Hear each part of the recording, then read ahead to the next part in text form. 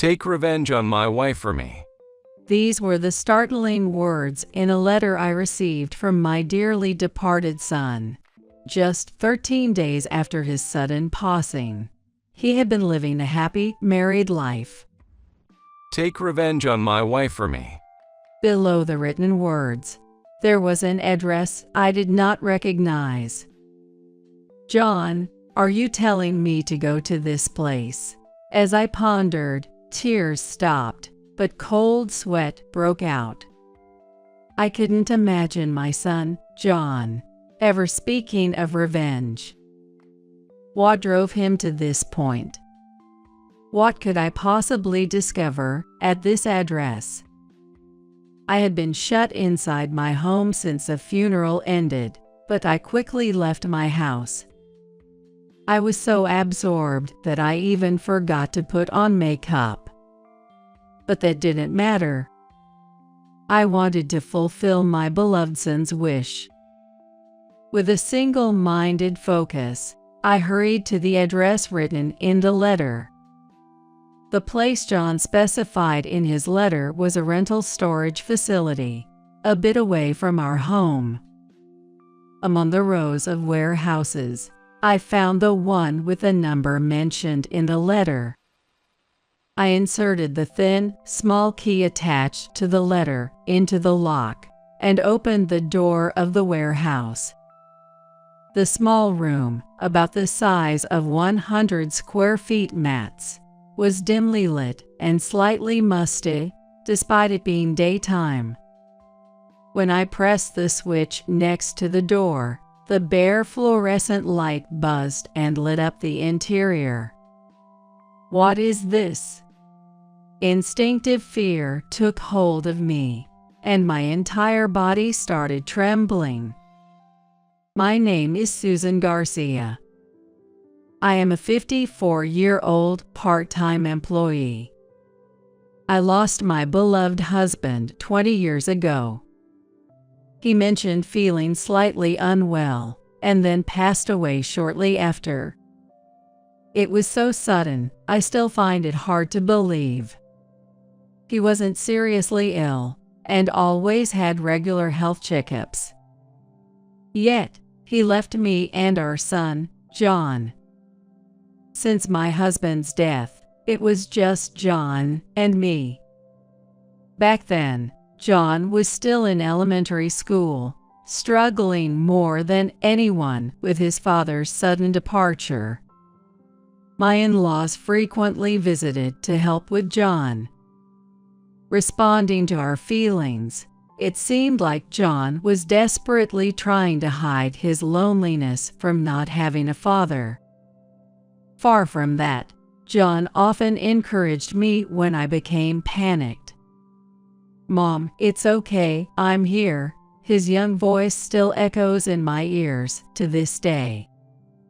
After losing my husband, I started working part-time to raise John, trying to forget the sorrow with the busyness of daily life. He never said anything about me being frequently away from home due to my busy job. Despite being lonely himself, he never complained and continued to encourage me. I gradually overcame my grief, responding to John's support. During his high school years, John began working part-time to help with our finances. He worked while balancing his studies, not wanting to overburden me. He did well academically, often praised by teachers at parent-teacher conference. I am thankful every day for how well he grew up despite losing his father. After graduating high school, John immediately started working. He had good enough grades for any university, but probably considering me, he made his decision. Saying, "I'm tired of studying," he started working at a small local factory. Being naturally smart, John quickly learned the ropes and was well liked by everyone there. Despite the physical demands, he seemed fulfilled every day. About 6 months later, John got a girlfriend. Previously a homebody on his days off, he started going out almost every weekend. As a mom, I felt a bit lonely, but I was also relieved that my son at that age had found someone. Above all, John looked happy, and that made me glad. He had always been considerate of me, supporting me. I hope he thinks of his own happiness now. I watched over his relationship from a distance. When John turned 27, he decided to get married. His fiancée was a woman 2 years his senior named Sarah. When they got engaged, Sarah came along with John to meet me. She was a striking beauty with distinct features, a contrast to the rather plain John. I was surprised not only that John brought such a woman home, but also that they met at a social drinking event. I was surprised by this unknown side of my beloved son, but I didn't have a bad impression of Sarah. She worked in sales at a cosmetics company. Maybe it was her job, but she was a great conversationalist, and our meeting ended on a pleasant note. Soon after, they got married, and John moved out to live with Sarah. Mom, are you sure you'll be okay alone? It's still within the county, but a bit far. John worried about me until the last minute before moving. Sarah too seemed concerned about me living alone, and there was serious talk about us living together at one point. I appreciated their kindness, but I couldn't burden John any further. I politely declined their offer and celebrated their new life together. John still visited me often, but he started to lose weight, seemingly stressed from his job change.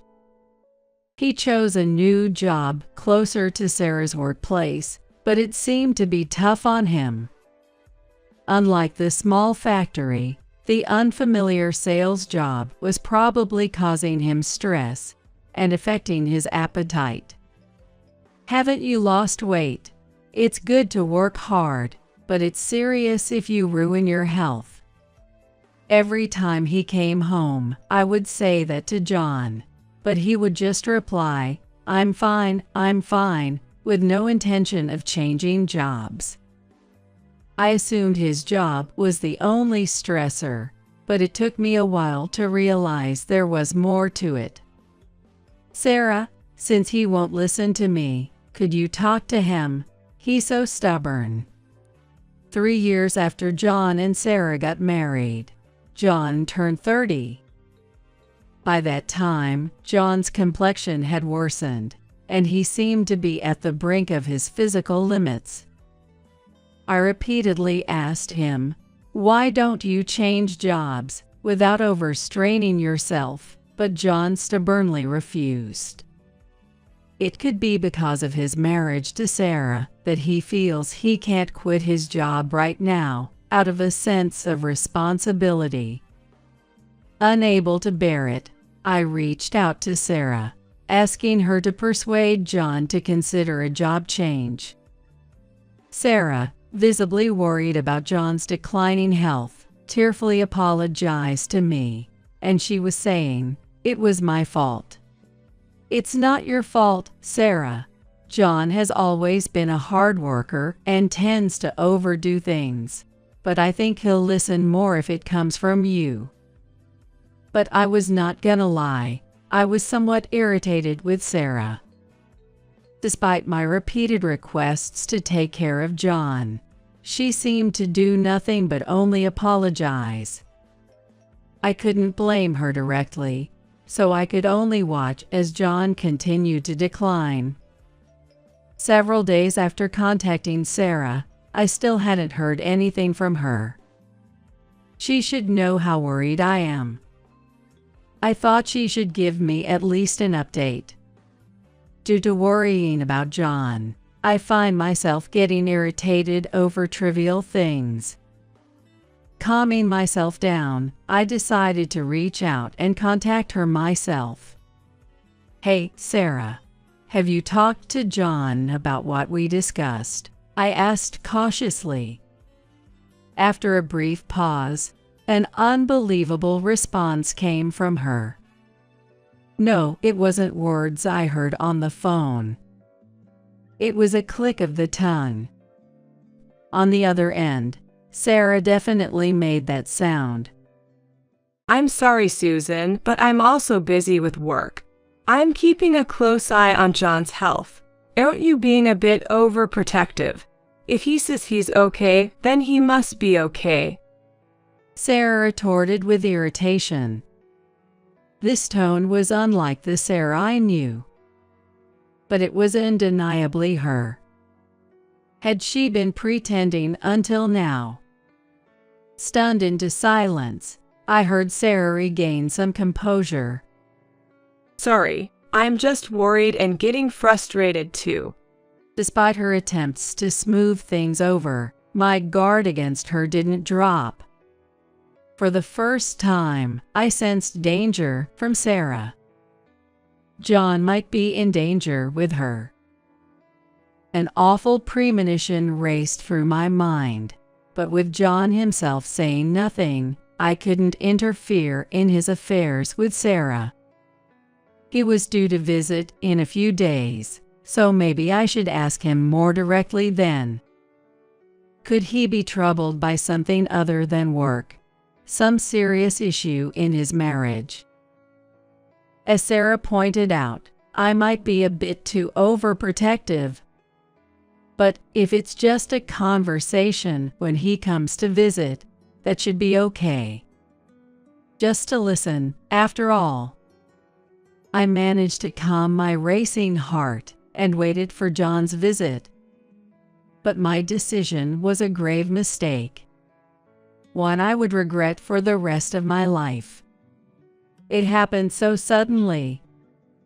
"Is this Mrs. Susan, John's mother?" The call from the police gripped my heart painfully. A dreadful feeling pierced me, and I nearly fainted. It can't be. Before the officer could even state their business, my mind raced with the worst scenarios. Part of me desperately denied it, yet somewhere there was also a feeling of resignation. I didn't want to hear any more. Fighting the urge to hang up, I nodded. As expected, they informed me of John's death. He had taken his own life. "Please, stay calm." They kept saying, but I dropped the phone. I was in such shock, I forgot to even cry, standing dumbfounded. "Why, John?" I repeated his name over and over, as if broken. How much time had passed? The sound of the front door being forcefully knocked brought me back to reality. Concerned about the disconnected call, several police officers had come to check on me. I crawled to the door and opened it. Seeing the officers' sorrowful faces, I finally broke down and cried. A female officer accompanied them, embracing me as she cried along. This is real. John is gone. That's how I lost my beloved son. Overwhelmed with grief, I went through the funeral proceedings, but my memory of it is mostly a blur. I had even forgotten my anger towards Sarah, focusing solely on what needed to be done. There were many things I wanted to say, to talk about, but at that moment, I couldn't do any of it.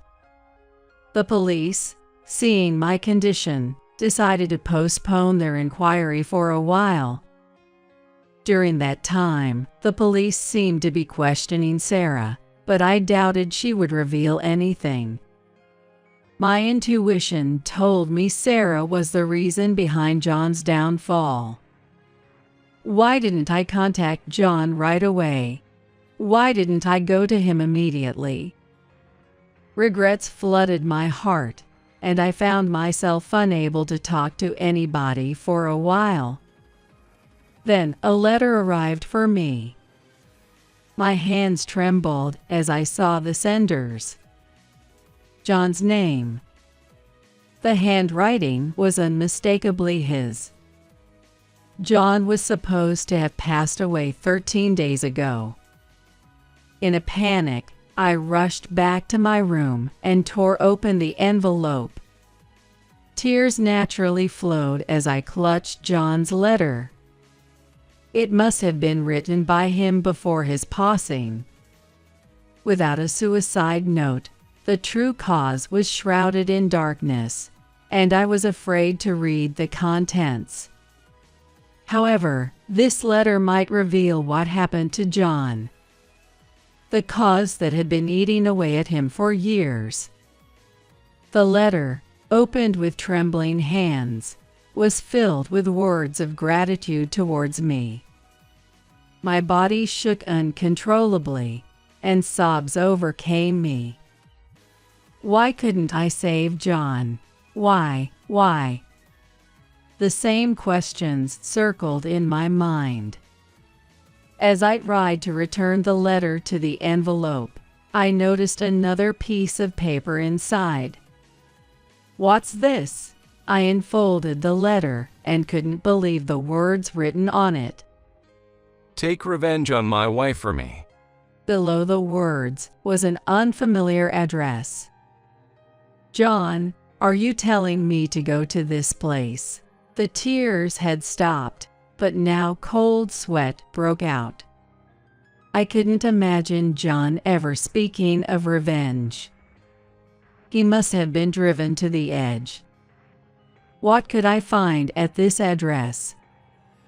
I had been cooped up at home since the funeral, but now I immediately left, forgetting even to put on makeup. But that didn't matter now. I wanted to honor my dear son's last wish. With that single-minded determination, I hurried to the address in John's letter. It led me to a rental storage facility not far from my home.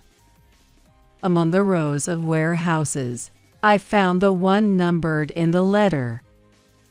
Inserting a thin, small key attached to the letter into the lock, I opened the warehouse door.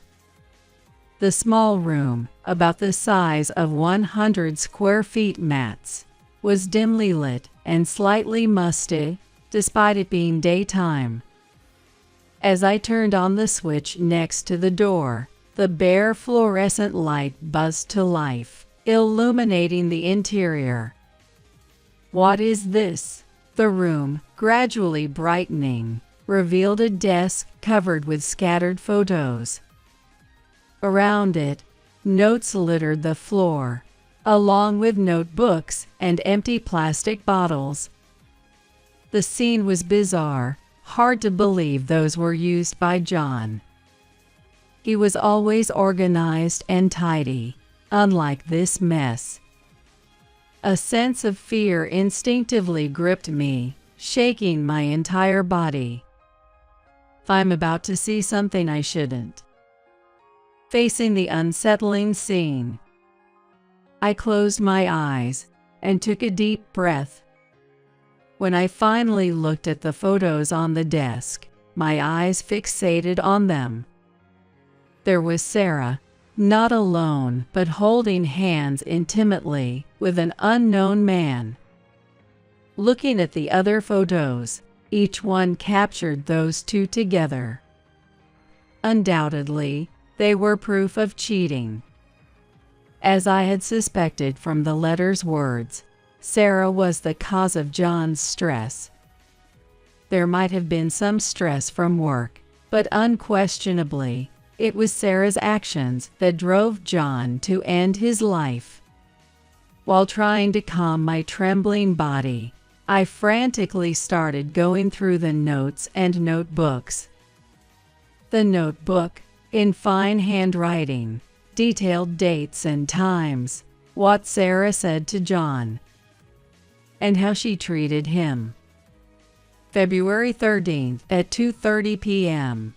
She called me useless. February 23rd at 8:24 p.m. She hit me. The details were horrific, each line a scream from my heart. Why didn't I notice? Why didn't John tell me anything? The more I fought, the more whys filled my head. Alongside John's own writings, there were what seemed to be reports from a private investigator. The photos, too, were likely taken by someone he had hired to investigate Sarah's infidelity. Inside an envelope on the desk, I found several USB drives. I gathered them, along with the other evidence, into my bag and closed the warehouse door. I couldn't stay any longer. The place felt thick with John's resentment, attacking even me, his mother. John, I'm so sorry. Hatred for Sarah, who had transformed my son so drastically, solidified my resolve for revenge. Why did John have to suffer like this? Why didn't he seek help from anyone? I vowed to find the answers and avenge John's unfulfilled grievances. Back home, I went through the awful treatment and evidence of infidelity John had left behind. I panicked several times, feeling sick. The pain was unbearable.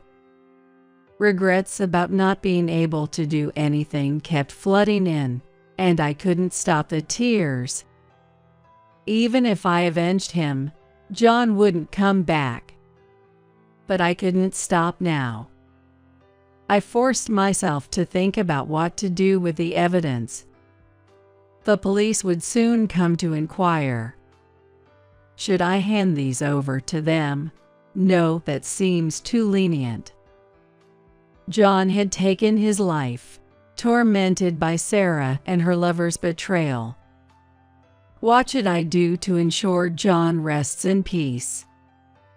Just then, the doorbell rang, signaling a visitor. Was it the police? Looking at the intercom camera, I saw a familiar face. Hello, it's Johnson. The young man on the camera was Johnson Smith. Johnson is John's friend since high school. I opened the door, and Johnson's face was the awkward face. I invited Johnson inside and led him to John's room. Johnson took out some sweets from his paper bag and gazed at John's photo. He prayed intently for a while, then turned back to me. His face had changed from earlier. It seemed like he had made some kind of resolution. Johnson adjusted his glasses with his left hand and reached into his pocket, pulling out a letter. Johnson took out a letter and handed it over to me. It was identical to the one I had received from John. This letter is from John. I was informed that it has reached you as well. Besides me, John had also sent a letter to Johnson, asking for revenge against Sarah. As a mother, I might still consider it, but involving someone else like Johnson in this matter is unthinkable. Though it pains me to go against John's wish, I had to convey just that. However, Johnson denied this, saying, Even if we talk about revenge, I have no intention of breaking the law. I'm sure John wouldn't want that either. Hearing Johnson say this made me realize something. What was I thinking? I had been swept away by the idea of revenge in the shock of losing John. Although I didn't have a clear plan, I feared what I might have done if I were alone. Perhaps John also thought of this, which is why he left a letter for Johnson too. At the funeral, I handed it to you, but let me do it again. Johnson continued, taking out a business card case from his pocket. The card he gave me had Johnson's name and his work details. I couldn't talk to you in detail at that time and just handed you my business card rather abruptly. Thinking back, I indeed received his business card at the funeral. He used to come over to our house several times since high school and even attended John's wedding party. Why he gave me the business card at this time, I remembered thinking, but I was too shocked to check it then. I hadn't paid attention to Johnson's words at that moment. He had definitely said, "Please contact me if you're in trouble." The business card read Johnson Law Office. I recalled it. Johnson had pursued a career in law after graduating from high school. He had visited our home even after that, but all I knew was that he was working in New York. I never imagined that Johnson had become a lawyer. Accepting John's letter, Johnson had decided to seek revenge within the bounds of the law. Johnson, having lost a dear friend, had made this resolution and came to visit me. "My office is closed for a while," he said, smiling for the first time. It was a nostalgic smile. Johnson wanted to help me and John as a friend. He didn't want to accept payment. Along with the letter, a substantial retainer fee arrived from John through registered mail with cash. But Johnson handed it all back to me. "I can't accept this. This is the least I can do, having been unable to help him. Please let me do this job as his friend." Johnson said that. I hastily stopped him and decided to keep the money for the time being. Not only I but also Johnson had struggled with our inability to save John. So I should consider Johnson's feelings as well. I told Johnson about the contents of John's letter and the items I found in the storage. But let's take a break for now. You must be tired from the long journey. Shall we have some tea first? Johnson might be feeling the same urgency, but we had found a strong ally in each other. That was true for both of us. We needed to calm down first. Feeling this, I decided to welcome Johnson as my son's friend. As Johnson looked through the documents I handed him, he let out a deep sigh. "This is tough," he said, a statement that could be interpreted as either a remark to me or a spontaneous utterance. The man Sarah was having an affair with was named Brian Taylor. According to the notes left by John, it seems that Brian, too, knew John. Brian had been threatening John repeatedly to break up with Sarah and had continued to harass him. Johnson, being knowledgeable in law, stated that Brian was as guilty as Sarah. Even if they denied the affair, there were photos and evidence left by John. This should be enough to build a strong case. "As a lawyer, I can't do much in court, but I do have the knowledge." Holding the two people responsible for pushing John to the brink would mean the end of Johnson's role as a lawyer in this matter. That's because he has no intention of defending those two. Then the next step would be to organize the evidence John left behind and submit it to the police. Also, demanding a significant amount in damages from them would be part of the plan.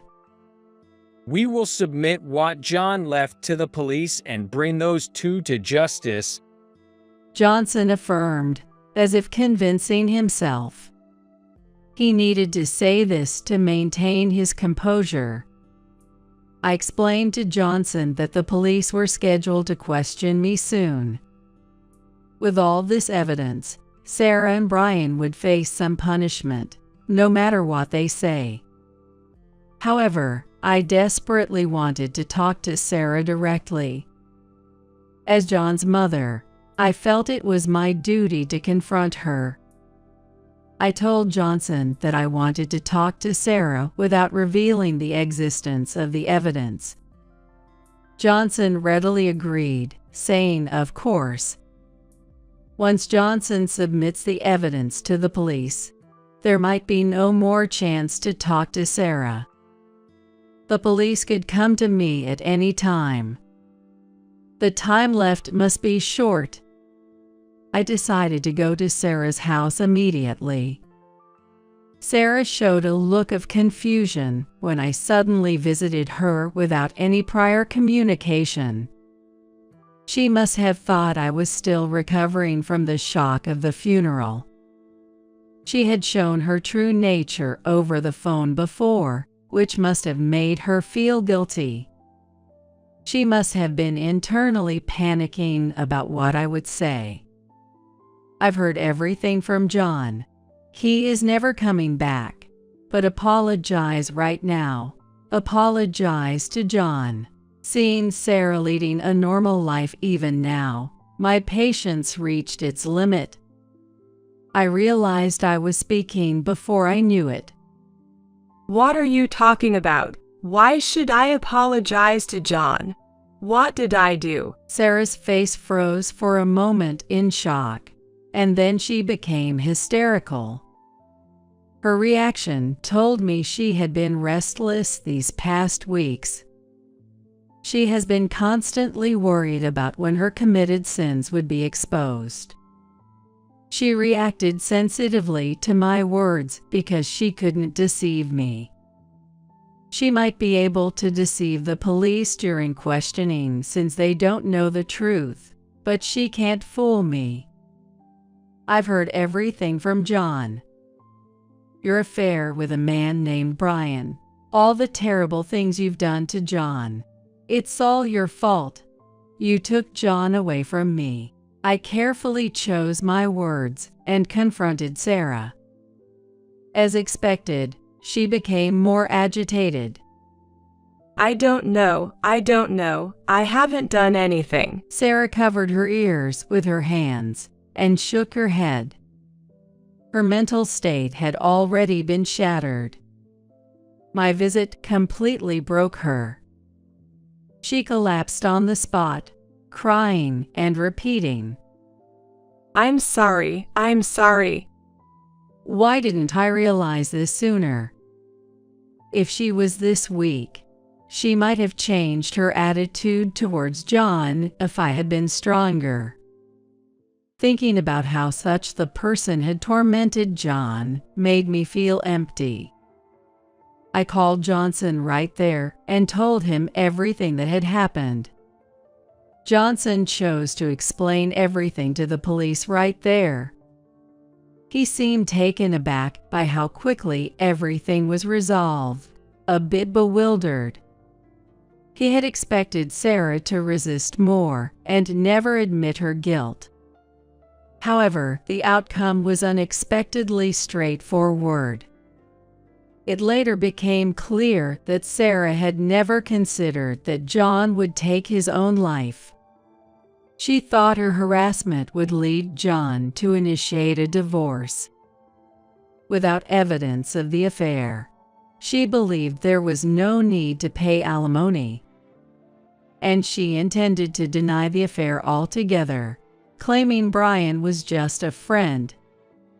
It was a crazy plan, but both she and Brian believed it would work. John, out of love for Sarah, had not sued based on the evidence he had gathered. John was hoping for remorse and a severing of ties with Brian. He had been gathering evidence. But it seems that the realization dawned that this wish would not be fulfilled. He could have taken revenge himself, but John was so cornered that he couldn't make sound judgments. He couldn't bring himself to sue Sarah. Unaware of John's kindness, Sarah continued to push him to the edge. Following Johnson's call, the police arrived promptly, and Sarah, along with Taylor, was subject to another round of questioning. The evidence left by John soon exposed their crimes. Sarah, since then, hasn't been able to speak properly. Even after being found guilty and sent to a police hospital, she remains in a state of shock. This story became news, quickly spreading the crimes of Brian and Sarah across the nation. They were recognized as the cause of John's death. Johnson's efforts ensured a flawless claim for damages. Unsurprisingly, Brian lost his job. His crimes became known among his company and friends, leaving him completely isolated. Even if he re-enters society, he will have to continue paying the alimony and remain a subject of rumors for his grave misdeeds. They committed such grave crimes. Sarah remains unwell, with no hope of recovery. Constantly repeating, "I'm sorry," and unable to sleep without medication. The guilt of the two was revealed, and they faced justice according to the law. However, John will not return. Did we fulfill his last wish? After ensuring the conviction of the two individuals, Johnson decided to return to New York. Thank you for everything. I don't know if we completely honored John's feelings, but we tried our best, he said with a somber expression. Having a friend like you, John, was fortunate. Thank you so much. I replied with deep gratitude. Johnson, slightly flustered, responded, I just did what I could as his friend. Please, no need for such formalities. With a smile, Johnson walked away. Without him, I might have lost my composure, driven by anger. He managed to stay calm and bring them to justice, hiding his own turmoil. Although Johnson wasn't looking at me anymore, I continued to watch his retreating figure for a while. Later, Johnson started a volunteer organization to help people with various legal troubles, providing relief without financial concerns. His inability to save John must have been incredibly frustrating. To this day, he continues this work alongside his job, helping many people. Just a few weeks ago, he came by to see me again. During that visit, he introduced me to his wife and their newborn child. Despite his busy schedule, he makes sure to visit a few times a year. John must be delighted. As for myself, I quit a part-time job I had since then. I felt compelled to do something only I could do, despite not having the knowledge or power like Johnson. That's when I decided to volunteer in mental health care for families who have lost loved ones. I joined an organization founded by a psychiatrist living nearby and began facing various people and their struggles. Johnson's support saved me, helping me recover from the loss of John. Just like I was sinking in despair, I wanted to help others who felt the same way. This motivated me to start my volunteer work. As I continued, I realized this was where I belonged. It wasn't just about saving families engulfed in grief, but possibly preventing others from ending up like my son. Driven by this conviction, I grew closer to the psychiatrist who established the organization. I never planned for this. It made me feel guilty towards my late husband and John. Is it okay for me to be happy only myself? With this newfound acceptance, I cautiously began a new relationship. Even if I fall in love again in the future, I will never forget my husband or John. I intend to live my life carrying the memories and sentiments of both of them with me. So, is it all right for me to embrace happiness again?